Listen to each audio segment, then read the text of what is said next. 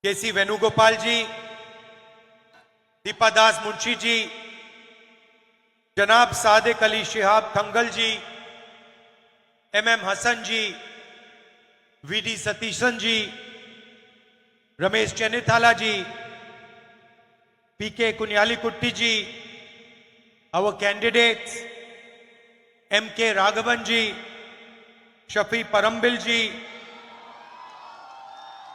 E.T. Mohammad Bashir ji, Dr. M.B. Abdul Samad Samadani ji, India Alliance leaders on the stage, dear brothers and sisters, friends from the media, I'd like to welcome all of you here today. അധ്യക്ഷവേദിയിലെ ബഹുമാന്യരായ നേതാക്കന്മാരെ, India മുന്നണിയുടെ അതിശക്തരായ നേതാക്കന്മാരെ, ബഹുമാന്യരായ മാധ്യമ പ്രവർത്തകരെ, ഈ സംഗമത്തിൽ പങ്കെടുക്കുന്ന കോഴിക്കോട്ടെ എൻ്റെ പ്രിയപ്പെട്ട സഹോദരി സഹോദരന്മാരെ, നിങ്ങൾക്കേവർക്കും ഈ വേദിയിലേക്ക് ഹാർദമായ സ്വാഗതം ഞാനും ആശംസിക്കുകയാണ്.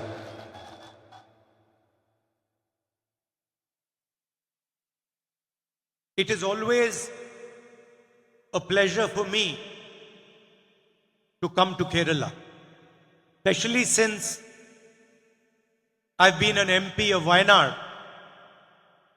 Whenever I board a flight towards Kerala, I feel that I am coming home. മലയാളക്കരയിലേക്ക് കാലുകുത്തുന്നത് എനിക്കെന്നും അഭിമാനമാണ്, ഹൃദയം നിറഞ്ഞ സന്തോഷമാണ്. വയനാടിന്റെ മണ്ണിൽ നിന്ന് പാർലമെന്റ് മെമ്പറായി തെരഞ്ഞെടുക്കപ്പെട്ടതിന് ശേഷം വയനാട്ടിലേക്ക് വരുന്നതിന് വേണ്ടി ഞാൻ വിമാനം കയറുമ്പോൾ എൻ്റെ മനസ്സിൽ കടന്നു വരാറുള്ള ചിന്ത, ഞാൻ എൻ്റെ വീട്ടിലേക്ക് പോവുകയാണ് എന്നാണ് എനിക്ക് തോന്നാറുള്ളത്.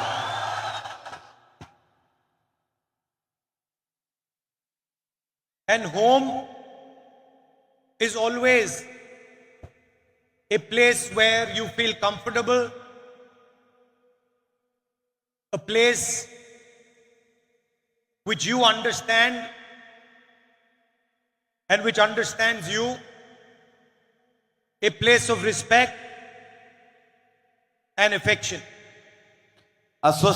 അസ്വസ്ഥതകളില്ലാത്ത ഇടമാണ് ഒരു ഭവനം. ആ വീട്, നമ്മുടെ വീടെന്ന് പറയുന്നത് നമ്മളെ അറിയുന്ന, നാം അറിയുന്ന ഇടമാണ്. അവിടെ പരസ്പരം ആദരവുണ്ട്, ഇഷ്ടമുണ്ട്, സ്നേഹവുമുണ്ട്. And it is also a place where you learn. മാത്രമല്ല, നമ്മുടെ ജീവിതത്തിന്റെ ഒരുപാട് പാഠങ്ങൾ പഠിക്കുന്ന ഇടമാണ് നമ്മുടെ വീടുകൾ.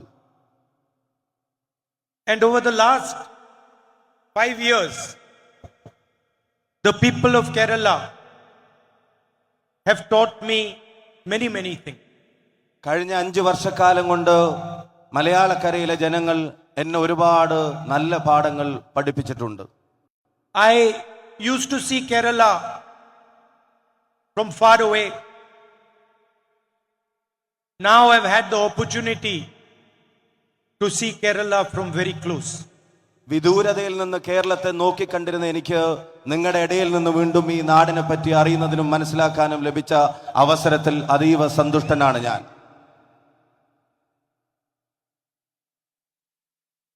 So, one thing you understand is that Kerala is not only a state of this country. Kerala is a civilization. ഈ നാട് ഇന്ത്യയിലെ അനേകം സംസ്ഥാനങ്ങളിൽ ഒന്ന് മാത്രമല്ല. ഈ നാട് നമ്മുടെ സംസ്കാരമാണ്, നമ്മുടെ ചരിത്രത്തിന്റെ ഭാഗമാണ്. And it is not a young civilization, it is an ancient civilization that has been connected to the rest of the world. സമീപകാലത്ത് ഉണ്ടായ ഒന്നല്ല, അതിന് ചരിത്രത്തിന്റെ പിൻബലമുണ്ട്. പ്രാചീന കാലം തൊട്ട് തന്നെ ലോകത്തിന്റെ വിവിധ ഇടങ്ങളുമായി ബന്ധപ്പെട്ട് കിടന്നിരുന്ന ഒരു മഹാസംസ്കാരമാണ് കേരളം എന്ന് പറയുന്ന ഈ കൊച്ചുനാട്. And it has the ability, unique ability,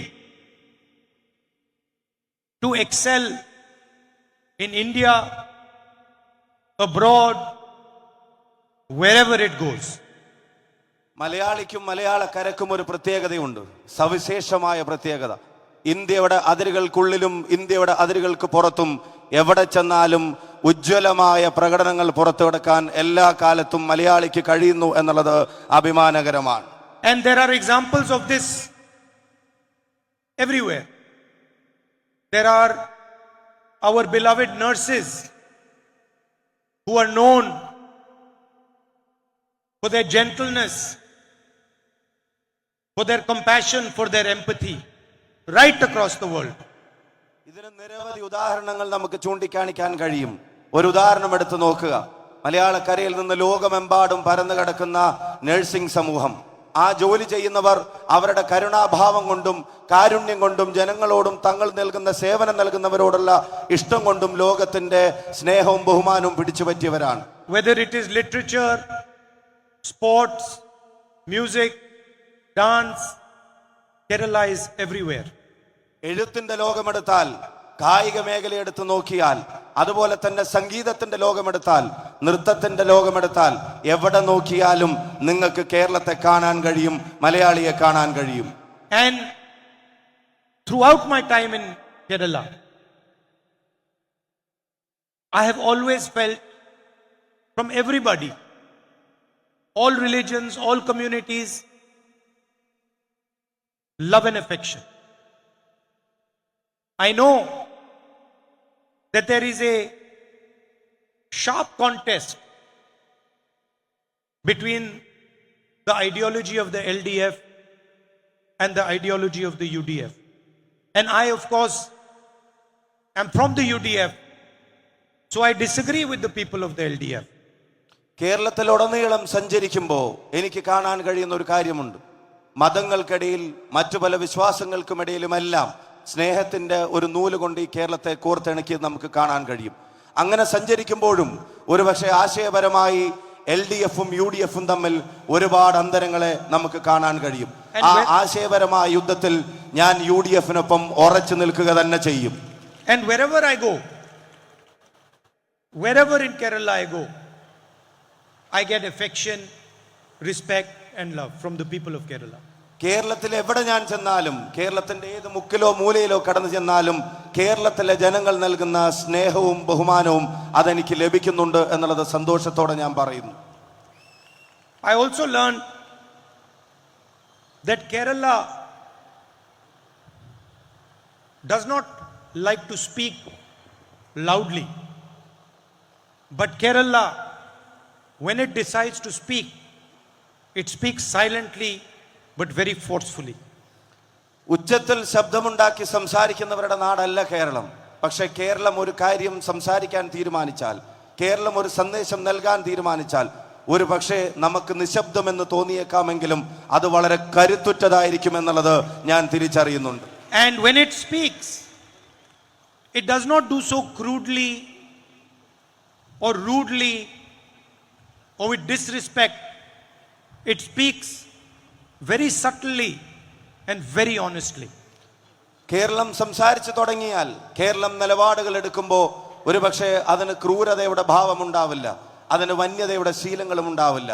അത് മാന്യമായിട്ടായിരിക്കും സംസാരിക്കുക, പക്ഷേ അത് കരുത്തുറ്റത് തന്നെയായിരിക്കും. Like a very wise, intelligent person. ഒരു ബുദ്ധിമാനായ ഒരു വ്യക്തി സംസാരിക്കുന്നത് പോലെയാണ് കേരളത്തിന്റെ പൊതുസമൂഹം ലോകത്തോട് സംവദിക്കുന്നത്. Now you know that the RSS and the BJP, with their hateful ideology, have been casting aspersions on the people of Kerala. നിങ്ങൾക്ക് നമുക്കെല്ലാവർക്കും ഇപ്പൊ അറിയാം, വെറുപ്പിന്റെ ആശയങ്ങൾ കൊണ്ട് RSSും BJPയും ഈ കേരളീയ പൊതുസമൂഹത്തിൽ ഉണ്ടാക്കാൻ ശ്രമിക്കുന്ന അസ്വസ്ഥതകളെ സംബന്ധിച്ച്. Saying that Kerala is divided, Keralites fight with each other, one religion is divided against the other. അവരാഗ്രഹിക്കുന്നത് Keralam വിഭജിക്കപ്പെടണമെന്നാണ്. കേരളീയ പൊതുസമൂഹം ജാതിയുടെയും മതത്തിന്റെയും പേരിൽ തമ്മിലടിച്ച് കാണണമെന്ന് ആഗ്രഹിക്കുന്ന ശക്തിയാണവർ. Kerala did not say anything and then spoke quietly and with full force. അതിനെ ഉച്ചത്തിൽ ശബ്ദമുണ്ടാക്കിയല്ല കേരളം മറുപടി പറഞ്ഞത്. കേരളം നിശബ്ദമായി അതിന്റെ മറുപടികൾ തയ്യാറാക്കിക്കൊണ്ടിരിക്കുകയായിരുന്നു. അത് കരുത്തുറ്റ മറുപടി തന്നെയായിരുന്നു എന്ന് എനിക്കറിയാം. It gave the BJP and the RSS the answer that they needed to hear. അവർ BJPയും RSSും അർഹിക്കുന്ന മറുപടി അവർക്ക് ഇഷ്ടപ്പെട്ടില്ലെങ്കിലും അത് കേരളം നൽകിയിരിക്കുന്നു എന്നുള്ളത് എനിക്ക് കൃത്യമായ ബോധ്യമുണ്ട്. A person is condemned in Saudi Arabia to die for a mistake he makes. സംഭവിച്ചു പോയ ഒരു തെറ്റിന്റെ പേരിൽ സൗദി അറേബ്യയിൽ ഒരു വ്യക്തി വധശിക്ഷയ്ക്ക് വിധിക്കപ്പെടുന്നു. And the whole of Kerala, every single religion, all ages, men, women, children, they get together and they collect the money to save that man's life. ജാതിയുടെ വേലിക്കെട്ടുകൾക്കപ്പുറത്ത്, മതത്തിന്റെ അതിർവരമ്പുകൾക്കപ്പുറത്ത്, ലിംഗവ്യത്യാസങ്ങളില്ലാതെ മലയാളി സമൂഹം ആണും പെണ്ണും കുട്ടിയും എല്ലാവരും അണിനിരന്ന് ആ മനുഷ്യനെ ജീവിതത്തിലേക്ക് തിരികെ കൊണ്ടുവരാൻ നടത്തിയ ഒരു മഹായജ്ഞം, അത് മാതൃകാപരമാണ്. Nobody asks what is the religion of the boy, of the man. The entire Kerala gets together, and in a matter of days,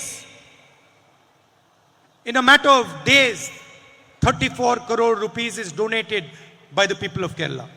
വധശിക്ഷയ്ക്ക് വിധിക്കപ്പെട്ടവന്റെ മതം ചികഞ്ഞല്ല മലയാളി സമൂഹം സഹായത്തിന്റെ വഴിയെ നടന്നത്. അവരതൊന്നും ചകഞ്ഞില്ല. ഏതാനും ദിവസങ്ങൾ കൊണ്ട് മലയാളി സമൂഹം 34 കോടി രൂപ ആ ചെറുപ്പക്കാരന് വേണ്ടി കണ്ടെത്തി കൊടുത്തു. See how Kerala spoke with dignity, with love and affection, and gave a befitting reply to the ideology of the RSS and to the Prime Minister of India. ഈ നാടിനെ മതത്തിന്റെ പേരിൽ വിഭജിക്കാൻ ശ്രമിക്കുന്ന RSSന്റെ ആശയങ്ങൾക്കും അതിന് നേതൃത്വം നൽകുന്ന ഇന്ത്യയുടെ പ്രധാനമന്ത്രിക്കും കേരളം കൊടുത്ത മനോഹരമായ മറുപടി നിങ്ങൾ നോക്കുക. ഈ ചെറുപ്പക്കാരനെ രക്ഷിച്ചെടുത്ത കേരളം ജാതിയുടെ മതത്തിന്റെ മറ്റെല്ലാ വേലിക്കെട്ടുകൾക്കപ്പുറത്തും അണിനിരുന്നത് വെറുപ്പിന്റെ ആശയങ്ങൾക്കുള്ള കരുത്തുറ്റ മറുപടിയാണ് എന്ന കാര്യത്തിന് സംശയം വേണ്ട. So this is how Kerala teaches people what is in its heart, what is in its soul. ഇതാണ് കേരളം ലോകത്തെ പഠിപ്പിക്കുന്നത്. കേരളത്തിന്റെ ഹൃദയത്തിൽ എന്താണ്, കേരളത്തിന്റെ ആത്മാവിൽ എന്താണ് എന്ന്. The Prime Minister says India is one nation, one leader, one language,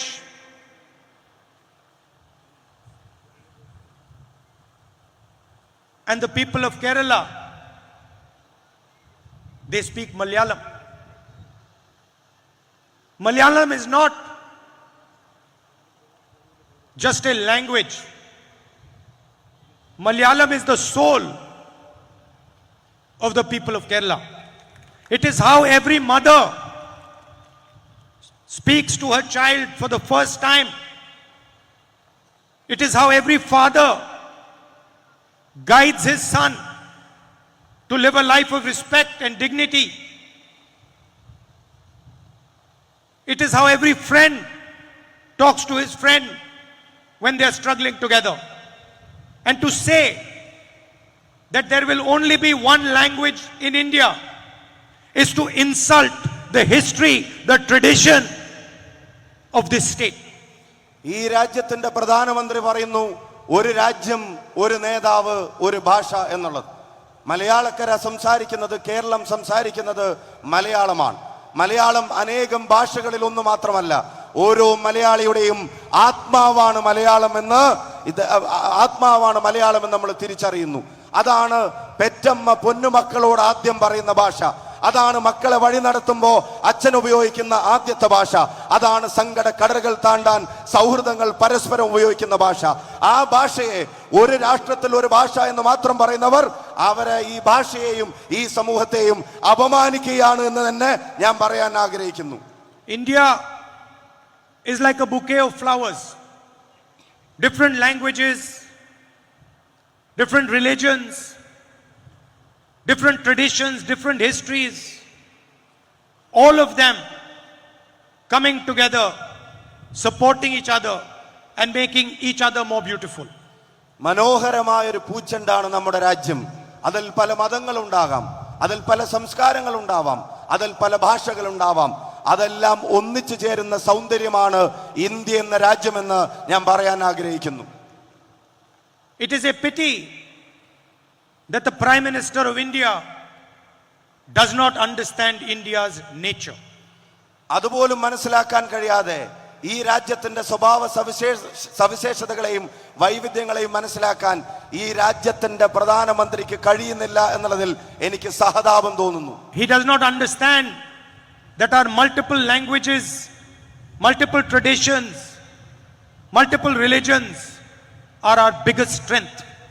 അദ്ദേഹത്തിന് മനസ്സിലാവുന്നില്ല ഈ നാടിന്റെ ഭാഷാ വൈവിധ്യങ്ങൾ, ഈ നാടിന്റെ മതങ്ങൾ, ഈ നാടിന്റെ സംസ്കാരത്തിന്റെ വൈവിധ്യങ്ങൾ, ഇതെല്ലാം ഈ രാജ്യത്തിന്റെ കരുത്താണ് എന്നുള്ളത് ഇന്ത്യയുടെ പ്രധാനമന്ത്രിക്ക് മനസ്സിലാകുന്നില്ല. He cannot see that from these multiple perspectives comes a beautiful, powerful perspective. അദ്ദേഹത്തിന് കാണാൻ കഴിയുന്നില്ല ഈ വൈവിധ്യങ്ങളുടെ സൗന്ദര്യം സ്വന്തം കണ്ണുകൊണ്ട് കണ്ട് ആസ്വദിക്കാനും അതിന്റെ മനോഹാരിത മനസ്സിലാക്കാനും ഇന്ത്യയുടെ പ്രധാനമന്ത്രിക്ക് കഴിയുന്നില്ല. It is difficult for him to see this because his only quest is to be in power at all costs. അത് കാണാതിരിക്കുന്നതിന്റെ കാരണം, അത് കണ്ടെത്താൻ കഴിയാതെ പോകുന്നതിന്റെ കാരണം എന്ന് പറയുന്നത്, ആ മനസ്സിലുള്ള ഏക ദാഹം എന്ന് പറയുന്നത് അധികാരത്തോടുള്ള കൊതി മാത്രമാണ് എന്നുള്ളത് കൊണ്ടാണ് മറ്റെല്ലാ കാഴ്ചകളും മറഞ്ഞു പോകുന്നത്. Today I believe the Prime Minister gave a press conference, gave an interview, to the ANI and spoke about the electoral bond scheme. ഞാൻ ഇന്ന് വായിക്കാൻ കഴിഞ്ഞു, പ്രധാനമന്ത്രി ചില മാധ്യമങ്ങളെ കണ്ടു, ഇലക്ട്രൽ ബോണ്ടിനെ സംബന്ധിച്ച് അദ്ദേഹം സംസാരിക്കുകയുണ്ടായി എന്ന്. And he told the nation how the electoral bond scheme was designed to create transparency in the political system. എന്നിട്ട് അദ്ദേഹം മാധ്യമങ്ങളിലൂടെ ഈ രാജ്യത്തോട് പറഞ്ഞു, ഇലക്ട്രൽ ബോണ്ടുകൾ എങ്ങനെയാണ് ഈ നാടിന്റെ രാഷ്ട്രീയത്തെ ശുദ്ധീകരിക്കാൻ വേണ്ടി ഡിസൈൻ ചെയ്തിരുന്നത് എന്നും. It's interesting that the Prime Minister thinks that the electoral bond scheme was designed to bring transparency to India's political system. But the Supreme Court thinks that the electoral bond scheme is illegal. ഇന്ത്യയുടെ പ്രധാനമന്ത്രി കരുതുന്നു ഈ ജനാധിപത്യത്തെ സുതാരവൽക്കരിക്കുന്നതിന്റെ ഭാഗമാണ് electoral ബോണ്ടുകളെന്ന്. പക്ഷെ രാജ്യത്തിന്റെ പരമോന്നത കോടതി അത് തീരുമാനിക്കുന്നു, അത് കണ്ടെത്തുന്നു, അത് പൂർണ്ണമായും നിയമവിരുദ്ധമാണെന്ന്. It is also interesting to me that the Prime Minister and the government did everything possible to stop the names of the companies that donated money to the BJP from coming out, and did everything possible to stop the dates on which that money was donated from coming out. എന്നിൽ കൗതുകമുണർത്തുന്ന ഒരു കാര്യം, ഈ രാജ്യത്തിന്റെ പ്രധാനമന്ത്രിയും അതുപോലെ തന്നെ BJPയും അവർ പഠിച്ച പണി 18 നോക്കി ആ തുകകൾ BJPക്ക് കൈമാറിയവരുടെ പേര് വിവരങ്ങൾ പുറത്തു വരാതിരിക്കാൻ അവരുടെ അവസാനത്തെ ശ്രമവും നടത്തി ആ തുകകൾ കൈമാറിയ തീയതികൾ പുറത്തു വരാതിരിക്കാൻ. I am going to show you just now why the Prime Minister and the government didn't want the names of the companies and the dates to be available to India's public. എന്തുകൊണ്ടാണ് ഈ കോടിക്കണക്കിന് രൂപ കൊടുത്ത സ്ഥാപനങ്ങൾ, കമ്പനികളുടെ പേര് വിവരങ്ങൾ പുറത്തു വരുന്നതിന് അദ്ദേഹം ഭയപ്പെട്ടത്? എന്തിനാണ് അത് കൊടുത്തതിന്റെ തീയതികൾ അത് പുറത്തു വരാതിരിക്കാൻ അദ്ദേഹം ശ്രമിച്ചത് എന്ന് ഞാൻ നിങ്ങളോട് പറയാം. Let me start with a company called Megha Engineering. In April 2023, they donate 150 crores to the BJP. In May 2023, they get a 14,400 crore project, Thane Borivali Twin Tunnel Project. ഒരു കമ്പനി കൊണ്ട് തുടങ്ങാം, മേഘ എഞ്ചിനീയറിംഗ് കമ്പനി. 2023 ഏപ്രിൽ മാസം ഇവർ 140 കോടി രൂപ electoral ബോണ്ടായി BJPക്ക് കൊടുക്കുന്നു. തൊട്ടടുത്ത മാസം മെയ് മാസം 440 കോടി രൂപയുടെ കരാർ, ബോംബെ താനെ ഹൈവേയെ സംബന്ധിച്ച് ഒരു കരാർ ഈ കമ്പനിക്ക് തൊട്ടടുത്ത മാസം കിട്ടുകയാണ്. 1 month after donating money to the BJP, they get one of the biggest infrastructure projects in the country. BJPക്ക് പണം കൊടുത്ത് ഒരു മാസം തികയുന്നതിന് മുമ്പ് രാജ്യത്തെ ഏറ്റവും വലിയ അടിസ്ഥാന സൗകര്യ വികസന പദ്ധതികളിൽ ഒന്ന് ഈ company അടിച്ചെടുക്കുകയാണ്. In September 2023, they win a $648 million project for a refinery in Mongolia. September 2023 പിന്നെ അവർക്ക് ലഭിക്കുന്നത് $648 million ഒരു പെട്രോളിയം പദ്ധതി, റിഫൈനറി പദ്ധതിയാണ് അവർക്ക് ലഭിക്കുന്നത്. 1 month after that, they donate 150 crores to the BJP. തൊട്ടടുത്ത മാസം വീണ്ടും BJPക്ക് 150 കോടി രൂപ ഈ കമ്പനി കൊടുക്കുകയാണ്. Between December 2021 and March 2023, they won 26 national highway projects worth 20,889 crores. And at the same time, they were donating 426 crores to the BJP. December 2021 മുതൽ March 2023 വരെ അവർക്ക് 26 ദേശീയപാത കരാറുകളാണ് ഇതേ കമ്പനിക്ക് കിട്ടുന്നത്. എന്ന് മാത്രമല്ല 20,889 കോടിയുടെ കരാർ ഈ കമ്പനിക്ക് കിട്ടുന്നു. അതേസമയം തന്നെ അവർ BJPക്ക് 426 കോടി രൂപയുടെ സംഭാവന ഇലക്ട്രൽ ബോണ്ട് വഴി കൊടുക്കുകയും ചെയ്യുന്നു. Dr. Reddy's lab, on 12th November 2023, there is an IT raid on the company. On the 17th November 2023, 5 days later, they donate money to the BJP. അടുത്ത കമ്പനിക്ക് 12 നവംബർ 2023 ഒരു റെയ്ഡ് വരുന്നു. കൃത്യം 5 ദിവസത്തിനപ്പുറം 17-ാം തീയതി അവർ ഇലക്ട്രൽ ബോണ്ട് വഴി അവരും BJPക്ക് പണം നൽകുന്നു. Torrent Pharma, 7th May 2019, they donate 9 crores to the BJP. 20 days later, they receive a 285 crore tax exemption from the government of Maharashtra. അടുത്ത കമ്പനി ഒരു ഫാർമ കമ്പനി 2019 7-ാം മാസം അവർ BJPക്ക് 9 കോടി രൂപ കൊടുക്കുന്നു. 20 ദിവസം കഴിയുമ്പോഴേക്കും ആ കമ്പനിക്ക് 285 കോടി രൂപയുടെ ടാക്സ് ഇളവുകൾ BJP ഗവൺമെന്റ് അനുവദിച്ചു കൊടുക്കുകയാണ്. January 2024, they give 50 crore to BJP. 2 months later, in March 2024, they get a 1,540 crore solar power project in Maharashtra. മറ്റൊരു കമ്പനി ജനുവരി 2024 BJPക്ക് 50 കോടി രൂപ കൊടുക്കുന്നു. അതേ വർഷം മാർച്ചിൽ, കഴിഞ്ഞ മാർച്ചിൽ ആ കമ്പനിക്ക് മഹാരാഷ്ട്രയിൽ കിട്ടിയ സോളാർ പ്രൊജക്ടിന്റെ എമൗണ്ട് എന്ന് പറയുന്നത് 1,540 കോടി രൂപയാണ്. Airtel company, between 2019-2021, donate 51 crores to the BJP. In August 2021, they get a global mobile personal communication satellite license.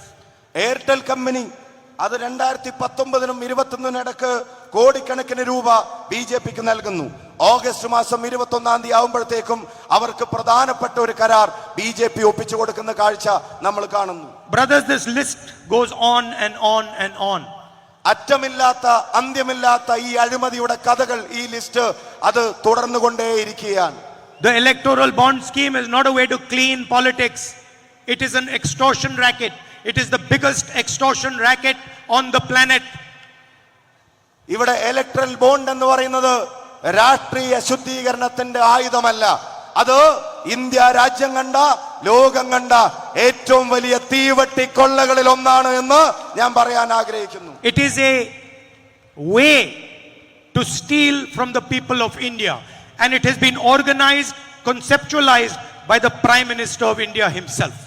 മോഷണത്തിന്റെ, ഈ നാട്ടിലെ ജനങ്ങളിൽ നിന്ന് മോഷണം നടത്തുന്നതിന്റെ ഏറ്റവും വലിയ രീതികളാണ് പ്രൈം മിനിസ്റ്റർ, ഇന്ത്യയുടെ പ്രധാനമന്ത്രി രൂപകൽപ്പന ചെയ്ത് ഭാവം കൊടുത്ത് നടപ്പിലാക്കിയ ഒരു പദ്ധതിയുടെ പേരാണ് ഇലക്ട്രൽ ബോണ്ട് സ്കീം എന്ന് ഞാൻ പറയും. The entire operation of the BJP is to take the wealth of this country and hand it to 20-25 businessmen. ഈ പണം, ഈ രാജ്യത്ത് BJP നടത്തുന്ന പ്രവർത്തനങ്ങൾ മുഴുവൻ, ഈ നാട്ടിലെ ജനങ്ങളിൽ നിന്നുള്ള മുഴുവൻ പണവും ഊറ്റിയെടുത്ത് 20 25 വരുന്ന കോർപ്പറേറ്റുകളുടെ കൈകളിലേക്ക് എത്തിച്ചു കൊടുക്കാൻ വേണ്ടി മാത്രമാണ് BJP രാജ്യം ഭരിക്കുന്നത്. 16 lakh crore rupees. 16 lakh crore rupees in bank loans were forgiven to the 25 richest people in this country. നിങ്ങൾക്ക് വിശ്വസിക്കാൻ കഴിയുമോ? ഈ നാട്ടിലെ സാധാരണക്കാരൻ ബാങ്കിൽ നിക്ഷേപിക്കുന്ന പണം കൊണ്ട് 16 ലക്ഷം കോടി രൂപയുടെ വായ്പ ഈ രാജ്യത്ത് വെറും 20-25 വരുന്ന കോർപ്പറേറ്റുകൾക്ക് ഇവർ ബാങ്കുകളെ കൊണ്ട് കൊടുപ്പിച്ചു. That is 24 years of Mahatma Gandhi Manrega money. 24 years of Manrega money was forgiven to the richest people in the land. നിങ്ങൾ ഓർക്കണം, ഈ നാട്ടിലെ സാധാരണക്കാരൻ പണിയെടുക്കുന്ന മഹാത്മാഗാന്ധി തൊഴിലുറപ്പ് പദ്ധതിക്ക് ഈ രാജ്യം വെക്കുന്ന തുക, നീക്കിവെക്കുന്ന തുക കാൽക്കുലേറ്റ് ചെയ്താൽ, കണക്ക് കൂട്ടിയാൽ 24 വർഷം അവർക്ക് കൊടുക്കേണ്ട കൂലിപ്പണമാണ് ഈ കോർപ്പറേറ്റുകൾക്ക് വേണ്ടി രാജ്യം ഭരിക്കുന്ന സർക്കാർ ബാങ്കുകളിലൂടെ എഴുതി കൊടുത്തത് എന്ന് നിങ്ങൾ തിരിച്ചറിയണം. Airports, ports, infrastructure, bridges, mines, power, solar power, wind power, defense contracts, all of them given to one businessman. ഈ നാടിന്റെ എയർപോർട്ടുകൾ, ഈ നാടിന്റെ കടൽ തീരങ്ങൾ, ഈ നാടിന്റെ മൈനുകൾ, ഈ നാടിന്റെ മറ്റെല്ലാ സാധ്യതകളും, ഈ നാടിന്റെ നാച്ചുറൽ റിസോഴ്സസ്, അങ്ങനെ എന്തിനു പറയണം, ഈ രാജ്യത്തിന്റെ മുഴുവൻ സമ്പത്തിന്റെ ഒരു പ്രധാനപ്പെട്ട ഭാഗവും ഒരൊറ്റ കോർപ്പറേറ്റിനെ ഏൽപ്പിച്ച ഗവൺമെന്റ് ആണ് നരേന്ദ്രമോദിയുടെ government. And the result, the highest rate of unemployment in 45 years. അതിന്റെ അനന്തര ഫലം എന്താണ്? അതെന്താണ് ഈ രാജ്യത്തുണ്ടാക്കിയത്? ഈ രാജ്യം 45 വർഷം കണ്ടതിൽ വെച്ച് ഏറ്റവും വലിയ തൊഴിലില്ലായ്മയാണ് ഈ നയങ്ങൾ സൃഷ്ടിച്ചത്. 22 people in India have as much wealth as 70 crore people. 70 കോടി ഭാരതീയരുടെ ആസ്തി, 70 കോടി ഭാരതീയർ ജീവിതകാലം മുഴുവൻ ഉണ്ടാക്കി വെച്ചത് ഈ കോർപ്പറേറ്റുകളിൽ 22 പേരുടെ മാത്രം ആസ്തിക്ക് തുല്യമേ ഉള്ളൂ എന്ന് പറയുമ്പോഴാണ് അതിന്റെ ഭീകരത നമുക്ക് മനസ്സിലാവുന്നത്. Imagine there are 22 people sitting in the front row. 22 people have the same amount of wealth that 50% of India's population has. ഈ വേദിയിൽ 22 പേർ ഇരിക്കുകയാണെന്ന് കരുതുക. ആ 22 പേരുടെ ആസ്തികൾ കണക്കൂട്ടിയാൽ ഇന്ത്യ മഹാരാജ്യത്തിന്റെ മൊത്തം ജനസംഖ്യയുടെ 50% വരുമെന്നുള്ളത് നിങ്ങൾക്ക് ചിന്തിക്കാൻ കഴിയുന്നുണ്ടോ? This is Mr. Narendra Modi's gift to the country. അതാണ് നരേന്ദ്രമോദിയെ കൊണ്ട് ഈ രാജ്യത്തിന് കിട്ടിയ ഏക സംഭാവന. So the question arises, what is the Congress party and the India alliance going to do? സ്വാഭാവികമായും ഉയരുന്ന ചോദ്യം, കോൺഗ്രസ് എന്ന പ്രസ്ഥാനം ഇതിനെതിരെ ഇന്ത്യ രാജ്യത്ത് അതുപോലെ എന്ത് ചെയ്യും? ഇന്ത്യ മുന്നണി എന്ത് ചെയ്യും? The first thing we are going to do is we are going to support the women of our country. ഞങ്ങൾ ചെയ്യാൻ പോകുന്ന ആദ്യത്തെ കാര്യം, ഈ രാജ്യത്തെ വനിതകളെ ഞങ്ങൾ ശാക്തീകരിക്കുകയാണ്. അവർക്ക് ഞങ്ങൾ പിന്തുണ കൊടുക്കാൻ തീരുമാനിക്കുക. Everybody knows that in today's India, both men and women work. നമുക്കെല്ലാവർക്കും അറിയാം, ഈ നാട്ടിൽ ആധുനിക ഇന്ത്യയിൽ ആണുങ്ങളാണെങ്കിലും സ്ത്രീകളാണെങ്കിലും രണ്ടുപേരും ജോലി ചെയ്യുന്നവരാണ്. Both of them do jobs. രണ്ടുപേരും കഠിനമായി അധ്വാനിക്കുന്നവരാണ്. If a man works 8 hours, the woman works 8 hours, and then she goes back home and works another 8 hours.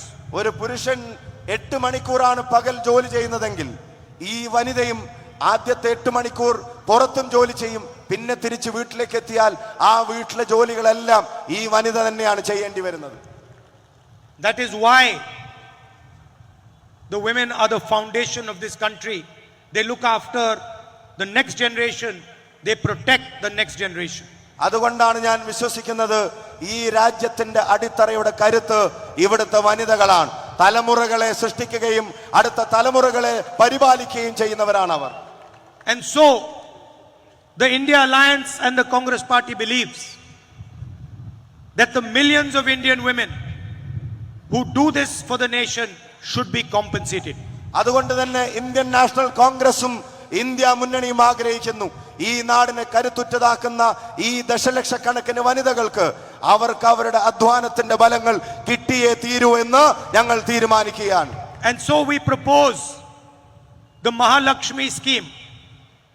And the idea is that one woman in every single Indian poor family will be given a lakh of rupees every year, 8,500 rupees in a bank account every single month.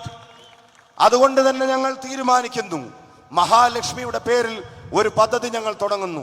ഈ നാട്ടിലെ സാധാരണ കുടുംബങ്ങളിലെ വനിതകൾക്ക്, പാവപ്പെട്ടവർക്ക്, അതിൽ ഒരു വനിതയുടെ പേരിൽ എല്ലാ വർഷവും ഏറ്റവും ചുരുങ്ങിയത് 1,00,000 രൂപ അവരുടെ അക്കൗണ്ടിൽ നിക്ഷേപിക്കാൻ ഞങ്ങൾ തീരുമാനമെടുക്കുകയാണ്. And this money will come into her bank account every single month until her family goes above the poverty line. ഈ പണം ഇവിടുത്തെ ദാരിദ്ര്യരേഖയ്ക്ക് താഴെയുള്ള കുടുംബങ്ങളിലേക്ക് ഞങ്ങൾ അയക്കുന്ന പണം അതെല്ലാ മാസവും കൃത്യമായി കിട്ടിക്കൊണ്ടേയിരിക്കും. എന്നാണോ അവർ പട്ടിണിയുടെയും പരിവട്ടത്തിന്റെയും പ്രയാസങ്ങളിൽ നിന്ന് ദാരിദ്ര്യരേഖയ്ക്ക് മേലേക്ക് വരുന്നത്, അത് വരുന്നത് വരെ ആ കുടുംബത്തിന്റെ അത്താണിയായി എല്ലാ മാസവും ഈ പണം അവിടെ ചെന്നിരിക്കും. We also propose to give women 50% reservation in all government jobs.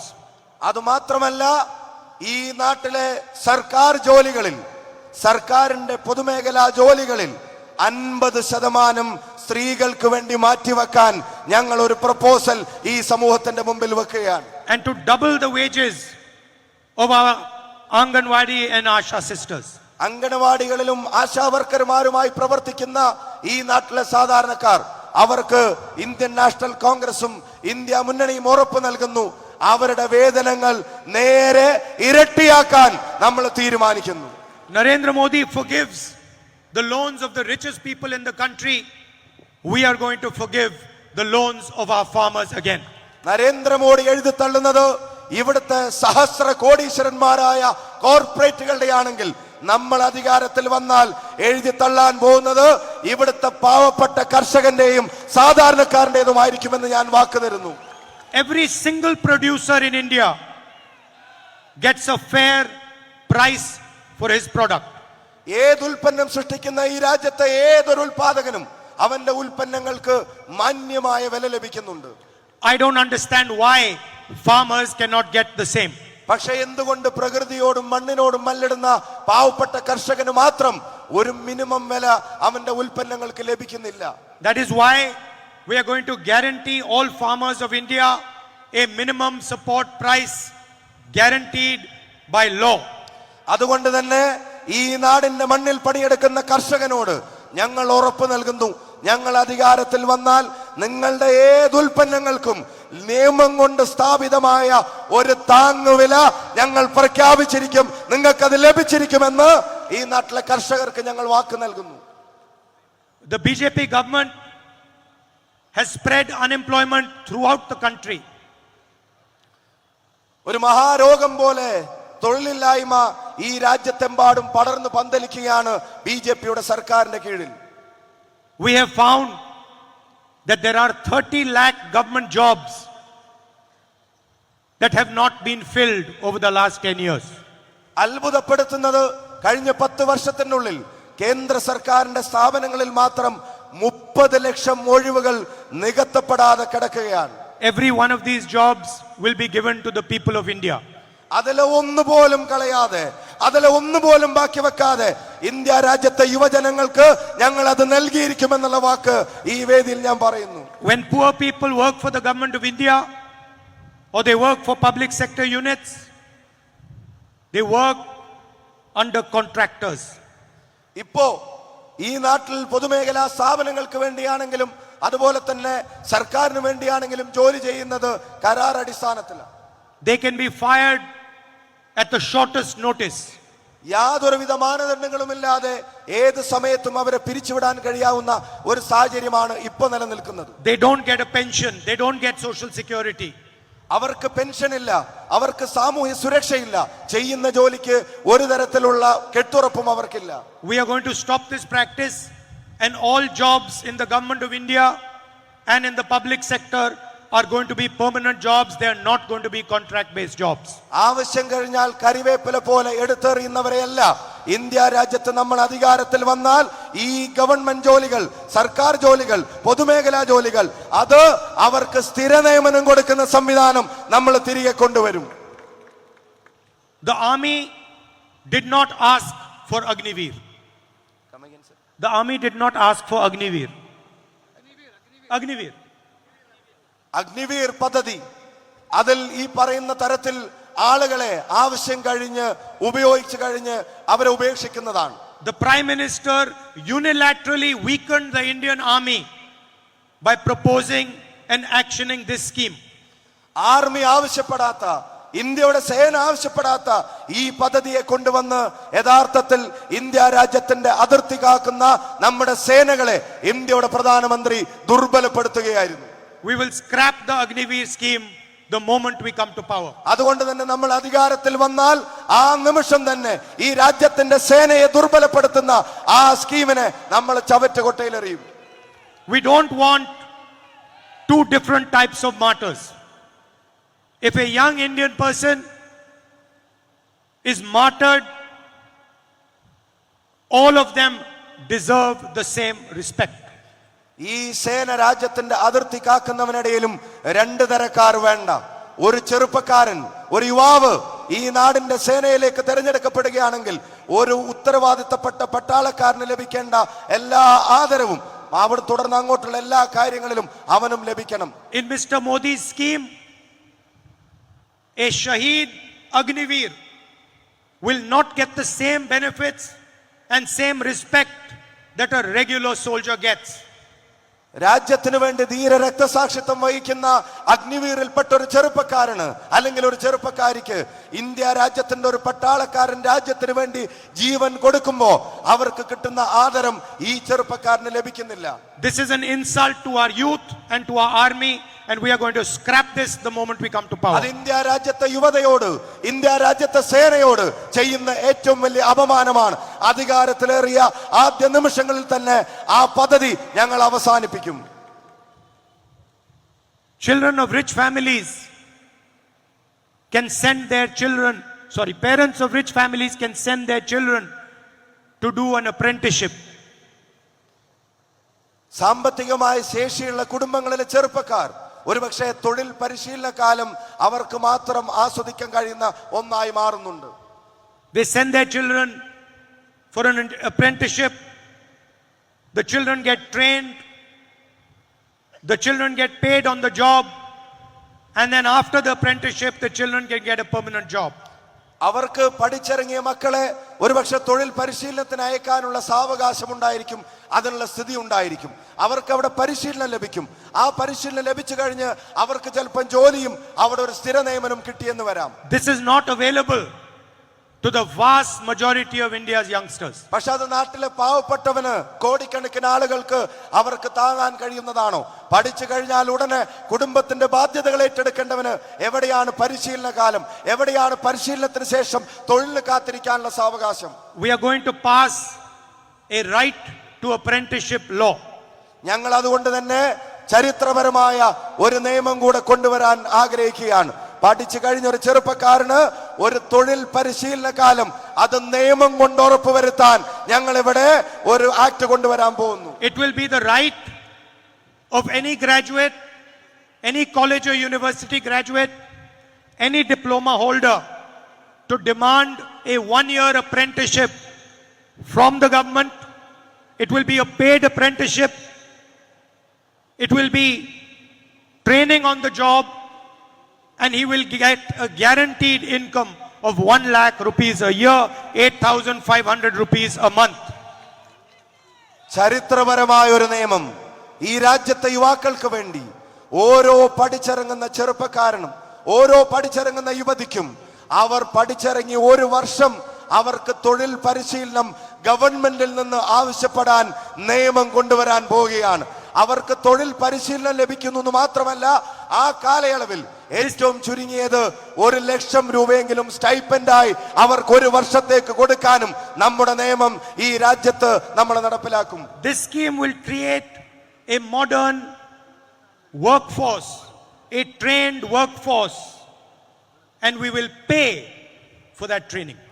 തൊഴിൽ അനുയോജ്യമായ ഒരു സേന, ഏറ്റവും വലിയ കരുത്ത് നമ്മുടെ യുവസേന, അത് സൃഷ്ടിക്കാൻ ഈ സ്കീം കൊണ്ട് സാധിക്കുമെന്നുള്ള കാര്യത്തിന് ഒരു സംശയവും വേണ്ട. Apprenticeships will be available in the private sector. in the government and in the public sector units. സ്വകാര്യ സംരംഭങ്ങളിൽ, സർക്കാർ ജോലികളിൽ, അതുപോലെ തന്നെ സർക്കാർ പൊതുമേഖലാ സ്ഥാപനങ്ങളിൽ, ഇവിടെ എല്ലായിടത്തും ഈ തൊഴിൽ പരിശീലനം ഈ നാട്ടിലെ യുവതക്ക് നമ്മൾ ലഭ്യമാക്കും.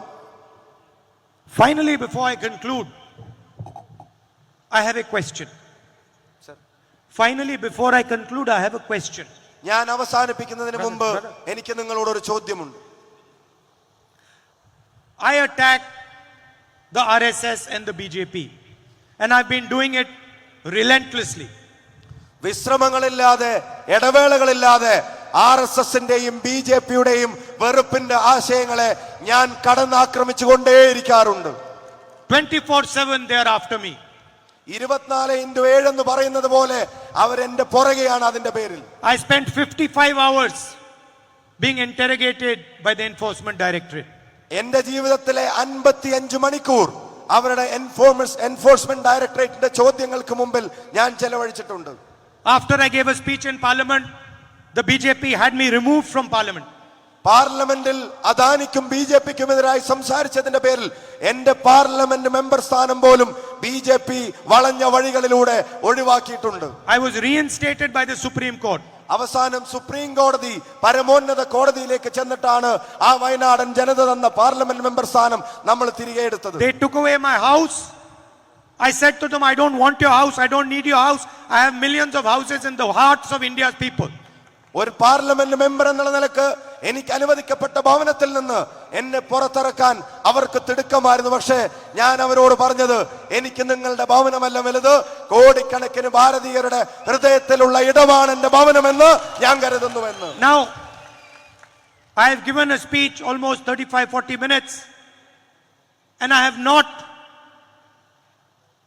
wavered from attacking the BJP.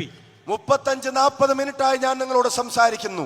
ഞാൻ ഒരിക്കലും മടിയുള്ളവനല്ല BJPക്കെതിരെ വിമർശനം നടത്താൻ, RSSനെ ആക്രമിക്കാൻ എനിക്ക് യാതൊരു ഭയവുമില്ല. Because it is an ideological battle that I fight, and I represent an ideology. അതിന്റെ കാരണം എന്തെന്ന് വെച്ചാൽ, ഞാൻ നടത്തുന്ന ഈ പോരാട്ടം ആശയപരമാണ്. RSSന്റെയും BJPയുടെയും വെറുപ്പിന്റെ ആശയങ്ങൾക്കെതിരായ ഒരു ആശയത്തെയാണ് ഞാൻ മുറുകെ പിടിക്കുന്നത്. I know that whenever someone attacks the BJP attacks them back. CBI, ED takes away their membership, takes away their house. എനിക്കറിയാം, BJP ആക്രമിക്കുമ്പോ, RSSനെ വിമർശിക്കുമ്പോ അവർ തിരിച്ചടിക്കുന്നത് ഒരുപക്ഷെ പാർലമെന്റ് മെമ്പർ സ്ഥാനം ഒഴിവാക്കിയായിരിക്കാം, ഒരുപക്ഷെ വീടുകളിൽ നിന്ന് മാറാൻ പറഞ്ഞിട്ടായിരിക്കാം, ഒരുപക്ഷെ CBIയുടെ പേരിലായിരിക്കാം, വേറൊരു പക്ഷേ EDയുടെ പേരിലുമായിരിക്കാം. My question is, why is the BJP not attacking the Chief Minister of Kerala? അപ്പൊ എന്റെ സ്വാഭാവികമായ ചോദ്യം, എന്തുകൊണ്ടാണ് ഇതൊന്നും കേരളത്തിന്റെ മുഖ്യമന്ത്രിക്കെതിരെ BJP ഉപയോഗിക്കാത്തത് എന്നുള്ളതാണ്. Why are they not taking away his house, taking away his chief ministership, putting court cases on him, getting him interrogated by the ED? മറ്റു പല സംസ്ഥാനങ്ങളിലും മുഖ്യമന്ത്രിമാർക്കെതിരെ BJPക്കെതിരെ നിലപാടെടുത്തതിന്റെ പേരിൽ മാത്രം നടക്കുന്ന ആ സ്വഭാവങ്ങളൊന്നും കേരളത്തിന്റെ മണ്ണിൽ കാണുന്നില്ല. അവർ കേരളത്തിന്റെ മുഖ്യമന്ത്രിയെ തൊടുന്നില്ല. അവരുടെ ഏജൻസികൾ ഈ മുഖ്യമന്ത്രിയുടെ അടുക്കലേക്ക് പോലും ചെല്ലുന്നില്ല. After all, 2 chief ministers are in jail today. ഒന്നുമില്ലെങ്കിൽ നോക്കുക, 2 മുഖ്യമന്ത്രിമാർ ഇന്ന് ഇന്ത്യ രാജ്യത്ത് ജയിലിലടക്കപ്പെട്ടിരിക്കുകയാണ് BJPക്ക് വിരുദ്ധമായ നിലപാടെടുത്തതിന്റെ പേരിൽ മാത്രം. And the second question is, when the BJP is destroying the constitution, attacking democracy, destroying the institutions, dividing India, why is the Chief Minister of Kerala attacking me 24/7? ഈ രാജ്യത്തിന്റെ ഭരണഘടനയെ BJP തകർക്കുമ്പോ, ഈ നാടിന്റെ ജനാധിപത്യ ശീലങ്ങളെ BJP ഇല്ലാതാക്കുമ്പോ, ഈ നാട്ടിലെ ജനതയെ മതത്തിന്റെ പേരിൽ അവർ വേലികെട്ടി തിരിക്കുമ്പോ, അപ്പോഴും കേരളത്തിന്റെ മുഖ്യമന്ത്രിയുടെ പ്രസംഗങ്ങൾ മുഴുവൻ അത് എനിക്കെതിരെയായുന്നതിന്റെ കാരണം എനിക്ക് മനസ്സിലാവുന്നില്ല. I am very happy for him to attack me, but he should also spend a little bit of time attacking the BJP and Mr. Modi and the RSS. അദ്ദേഹം എനിക്കെതിരെ നടത്തുന്ന വിമർശനങ്ങളിൽ ഞാൻ സന്തുഷ്ടനാണ്. പക്ഷെ എനിക്കൊരു കാര്യം പറയാനുണ്ട്, എപ്പോഴെങ്കിലുമൊക്കെ BJPക്കും RSSനും എതിരെ കൂടെ എന്തെങ്കിലുമൊക്കെ ഒന്ന് മൊഴിയണം എന്ന് കൂടെ അദ്ദേഹത്തോട് പറയാൻ ആഗ്രഹിക്കുന്നു. മോഡിക്കെതിരെ ഒരു വിമർശനവും പേര് പറഞ്ഞ് കേരളത്തിന്റെ മുഖ്യമന്ത്രി നടത്താറില്ല. Finally, our job, the Congress and the UDF's job, is to protect the Constitution and to protect the democratic structure of India. കോൺഗ്രസിന്റെയും ഐക്യജനാധിപത്യ മുന്നണിയുടെയും ഉത്തരവാദിത്വം ഈ നാടിന്റെ ജനാധിപത്യ സംവിധാനങ്ങളെ സംരക്ഷിച്ചു പിടിക്കുക എന്നുള്ളതാണ്. And the Constitution protects the rights of every single Indian, regardless of his religion, the state he comes from, the language he speaks, the culture he is part of. നമ്മൾ ശക്തിപ്പെടുത്തേണ്ടതും സംരക്ഷിക്കേണ്ടതുമായിട്ടുള്ള ഭരണഘടനയാണ് ഇന്ത്യയിലെ ഓരോ ജനങ്ങളുടെയും ആത്മാവിനെ കാക്കുന്നത്.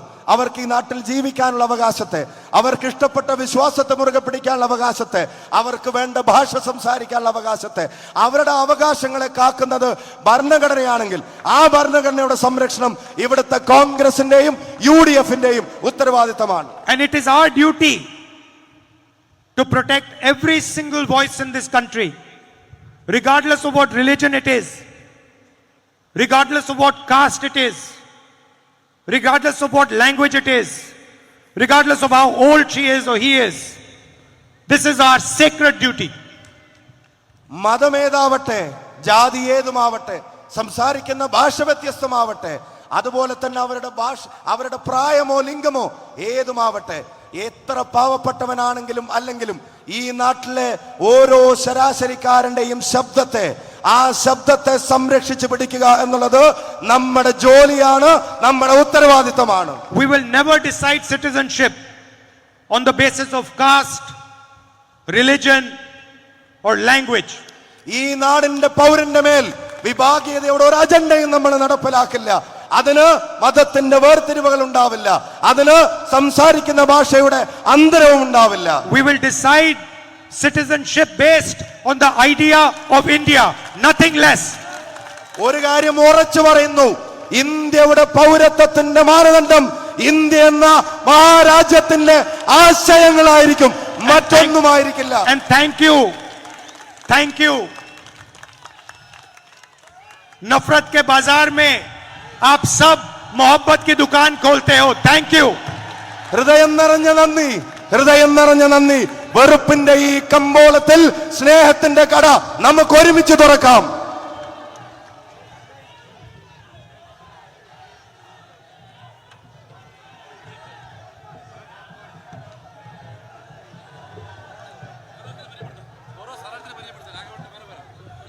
പ്രിയപ്പെട്ടവരെ, ഇന്ന് ഈ ജനസഞ്ചയത്തിന് മുമ്പിൽ കോഴിക്കോടിന്റെ പൗരാണികമായ കോഴിക്കോട് കടപ്പുറത്ത് ബഹുമാനപ്പെട്ട രാഹുൽ ഗാന്ധി കോഴിക്കോട് മത്സരിക്കുന്ന നമ്മുടെ പ്രിയങ്കരനായ കോഴിക്കോടിന്റെ വികസന നായകൻ MK രാഘവനെ നിങ്ങൾക്ക് വേണ്ടി പരിചയപ്പെടുത്തുന്നു.